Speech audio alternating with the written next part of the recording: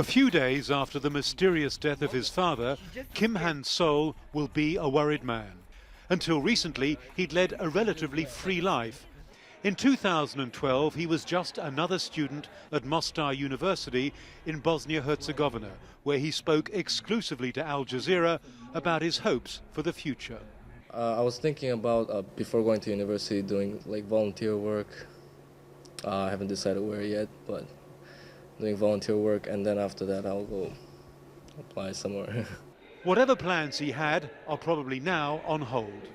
Today, Han-sol, along with his sister and mother, are understood to be in Macau, on the southern coast of China, where his father had lived in exile under Chinese protection for several years. There's been no sign of the family at two of their known homes, including a seafront villa. One analyst thinks they may now be vulnerable. You know, if I were them, I would certainly be looking for some sort of protection or to get away from any potential threats. China's leaders have yet to officially respond to the death of Kim Han-sol's father. Over the years, though, they had nurtured him as an alternative leader in the event that his half-brother's regime collapsed. And it's that link that may have cost him his life.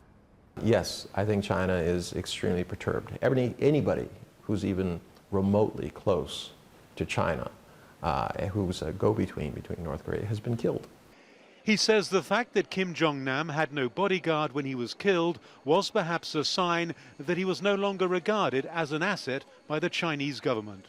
His death continues to transfix many on Chinese social media, with some users worrying that China's being tainted by its ideological ties to North Korea. I don't know the exact details, but I'm appalled that in a modern era, things like assassinations are still happening. I think this must be the internal fighting within the Kim family. It seems to be happening for every dynasty to fight for power. China is North Korea's only ally. Most of the food and fuel the North receives passes through the Chinese city of Dandong. In spite of UN sanctions, trade between the two appears to be thriving.